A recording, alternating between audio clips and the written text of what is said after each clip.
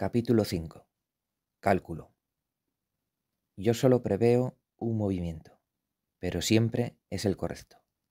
José Raúl Capablanca, tercer campeón del mundo de ajedrez. Quizá la pregunta que me han hecho más a menudo durante estos años sea ¿cuántos movimientos es capaz de prever? Es a la vez una pregunta profunda y propia de un ignorante, que se refiere al núcleo del ajedrez e imposible de responder al mismo tiempo. Es como preguntarle a un pintor cuántas pinceladas da en un cuadro, como si eso tuviera algo que ver con la calidad del mismo. Como con muchas preguntas de este tipo, la respuesta honesta es, eso depende. Pero ello no ha impedido que la gente preguntara, ni que generaciones de ajedrecistas se inventaran jugosas respuestas. Tantos como sean necesarios, es una. O una más que mi rival. No hay una cifra concreta, ni un máximo o un mínimo. El cálculo en el ajedrez no se basa en 1 más 1, sino más bien en descubrir un camino, un mapa que cambia constantemente ante nuestros ojos. La primera razón de la imposibilidad de reducir el ajedrez a la aritmética radica simplemente en que hay que realizar una cantidad de cálculos enorme. Cada movimiento tiene 4 o 5 respuestas posibles, más las 4 respuestas correspondientes a cada movimiento, y así sucesivamente. La ramificación del abanico de las decisiones crece en progresión geométrica. Tan solo 5 movimientos después de la posición inicial ya plantean millones de posiciones posibles. La cifra total de posiciones en una partida de ajedrez es más alta que el número de átomos del universo. Ciertamente, la mayoría de ellas no son posiciones realistas durante una partida, pero las inmensas variables del ajedrez podrían mantener ocupada a la humanidad durante varios siglos más. Son como las predicciones de los meteorólogos. Cuanto más alejadas en el tiempo, menos precisos serán los cálculos. Intervienen la incertidumbre y el azar, mientras el número de posibilidades crece de tal modo que es imposible controlarla. La ley de rendimientos decrecientes se pone en marcha en el momento en que hay que invertir más esfuerzo y tiempo para obtener unos resultados cada vez menos definidos. A menudo oímos calificar ese tipo de error como un error de cálculo. Es mejor definirlo como un tipo de error específico, del que conocemos los elementos, pero que nos lleva a una conclusión incorrecta. En el ajedrez, ambos jugadores conocen todos los elementos, si bien en la política eso sería a todas luces imposible. Es asombrosa la cantidad de errores políticos que se siguen cometiendo a partir de presunciones obvias. A través de la guerra y la diplomacia, Otto von Bismarck creó el Imperio Alemán en la segunda mitad del siglo XIX.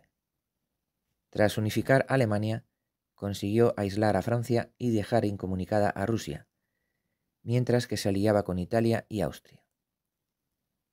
Estaba convencido de que Rusia y Francia jamás serían aliadas, porque un monarca absolutista como el zar de Rusia jamás se quitaría el sombrero para escuchar la Marsellesa, aquel himno nacional que había conducido a tantos reyes a la guillotina.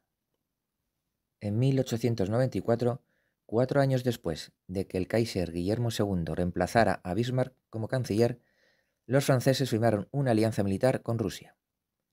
Y cuando una flota de barcos franceses visitó Rusia, el zar no solamente escuchó la Marsellesa, sino que también se quitó el sombrero. Bismarck disponía de toda la información necesaria, pero llegó a una conclusión equivocada y subestimó la creciente necesidad que tenía la economía rusa de los créditos franceses. Sobre todo, dio por sentado que el orgullo real superaría a las necesidades financieras. Su error tuvo consecuencias que se prolongaron hasta la Primera Guerra Mundial. Bismarck era un gran estratega táctico, pero en ese caso no supo ver esas mismas cualidades en los demás. Se equivocó fatalmente al pensar que sus adversarios cometerían un error que en él era impensable. El cálculo debe ser preciso y riguroso. Se podría pensar que un juego limitado a un tablero con 64 escaques podría dominarse fácilmente con la capacidad de cálculo de la tecnología informática actual. La refutación de esta hipótesis es la segunda clave para la toma de decisiones adecuadas. La capacidad de evaluar tanto los factores estáticos permanentes como los flexibles. El talento para el cálculo no es lo que diferencia a los campeones. El psicólogo holandés Adrian de Groot, de quien hablaré más adelante, realizó estudios que prueban que cuando los jugadores de élite resuelven problemas ajedrecísticos, de hecho no prevén más allá que otros jugadores menos brillantes. Pueden hacerlo ocasionalmente, pero ni el talento para hacerlo ni el hecho de hacerlo bastan para definir la superioridad en el ajedrez. Incluso un ordenador capaz de visionar millones de movimientos por segundo necesita un sistema para evaluar por qué uno es mejor que otro. Y es en esa capacidad de evaluación donde los humanos destacan y donde los ordenadores flaquean. No importa hasta dónde podamos prever, si no comprendemos qué es lo que estamos buscando. Cuando considero un movimiento, no empiezo por agotar todo el abanico de posibilidades. Primero, debo considerar todos los elementos de la posición para fijar una estrategia y desarrollar objetivos inmediatos. Debo retener todos esos factores en la mente y luego empezar a calcular las variables, que me permiten saber qué situaciones me son favorables. La experiencia y la intuición pueden guiar este proceso, pero sigue siendo necesario basarse en el cálculo riguroso. No importa la práctica que tengamos, ni que confiemos profundamente en nuestros instintos. El análisis es esencial. Como dijo Ronald Reagan en otro contexto, confía, pero verifica. Las excepciones a las reglas siempre existen, y en todas las disciplinas abundan las situaciones que contradicen nuestro conocimiento intuitivo. Incluso las matemáticas más simples pueden sorprendernos. Recientemente asistí a una cena de gala para unos 25 invitados. Durante la conversación nos enteramos de que dos parejas de invitados cumplían años el mismo día, y aquella coincidencia nos pareció fascinante. Pero, ¿qué posibilidades hay de que suceda ese tipo de cosas? Tal como señaló otro invitado, y tal como sabe mucha gente, hay un 50% de posibilidades de que dos personas entre un grupo de 23 compartan la misma fecha de cumpleaños, y el hecho de que en nuestro grupo hubiera dos parejas era una posibilidad entre 4. Siguió diciéndonos que el porcentaje de posibilidades de que en un grupo hubiera dos personas que cumplieran años el mismo día aumentaba al 99% con solo 55 personas. Las matemáticas que eso implicaba no son muy complicadas, pero los resultados desde luego contradicen nuestra intuición. No importa lo seguros que estemos de nuestras conclusiones, debemos basarlas en el análisis. Ese proceso de análisis debe organizarse en función de la eficacia. Cualquiera que haya escrito alguna vez una lista de encargos sabe que la eficacia en el cumplimiento de esas tareas aumenta si se ejecutan según un orden de prioridades óptimo. Mi experiencia me sirve para seleccionar 2 o 3 movimientos posibles y centrarme en ellos. Normalmente habrá uno cuya inferioridad me permitirá descartarlo con relativa rapidez, y a menudo aparecerá otro que ocupará su lugar. Luego empiezo a desarrollar los 3 movimientos a la vez, examinando las respuestas probables y los movimientos consecuentes. En una partida complicada, ese abanico analítico normalmente nos sirve durante 4 o 5 movimientos, es decir, 4 o 5 movimientos para cada jugador, u 8 o 10 movimientos en total. Nosotros les llamamos medio movimiento o play, como dicen los programadores de ajedrez informático.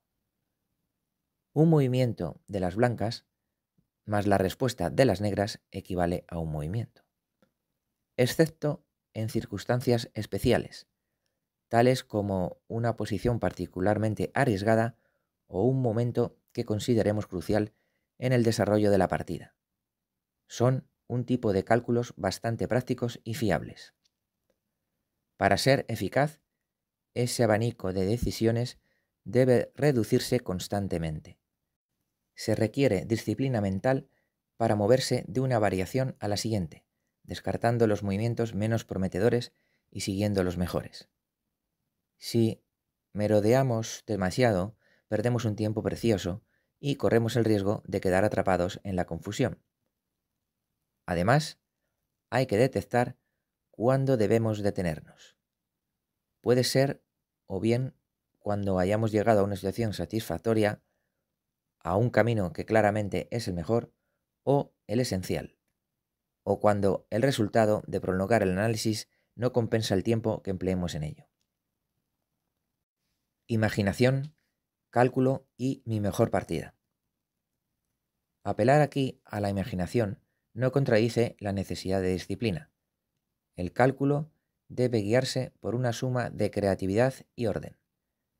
Las circunstancias y el instinto nos advierten del momento adecuado para romper la rutina. El mejor movimiento puede ser tan obvio que no sea necesario que invirtamos tiempo en elaborar los detalles, sobre todo cuando el tiempo es crucial. Sin embargo, eso raramente sucede, y a menudo, si damos por sentada la obviedad de algo y reaccionamos apresuradamente, cometemos un error. En realidad, lo que deberíamos hacer es romper la rutina tras un análisis más a fondo, y no al revés.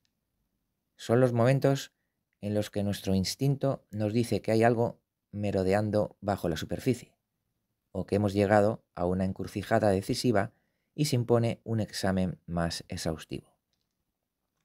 Para detectar esos momentos clave, nuestro análisis debe tener en cuenta las pautas y los modelos.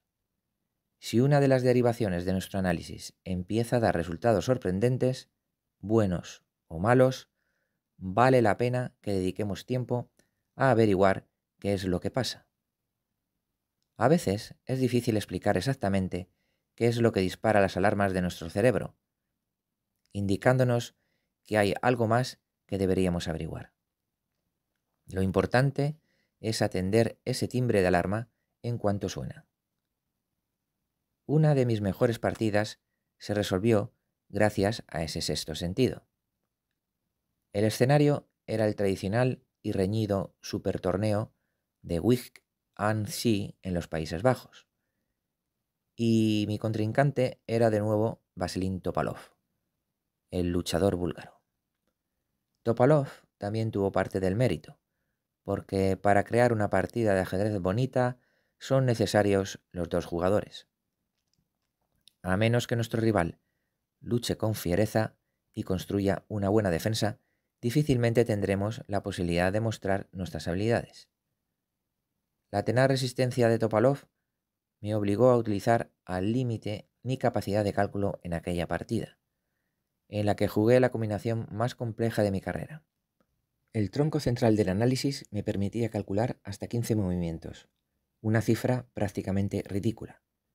No había forma de calcular todas las posibilidades, pero, milagrosamente, fui capaz de anticipar un golpe definitivo que concluyó la partida. Más adelante, se publicó en Grecia un manual dedicado enteramente a esa partida, y debo admitir que el 90% de ese análisis no me pasó por la mente mientras jugaba. Una vez detectadas sobre el tablero algunas posibilidades excitantes para atrapar al rey negro, me dediqué a centrarme en su estrategia defensiva más previsible. En un momento determinado, el cálculo me permitió ser consciente de que me encaminaba hacia la cuerda floja y que cualquier desliz podía ser fatal. había sacrificado la mitad de mis piezas para sacar a su rey a campo abierto.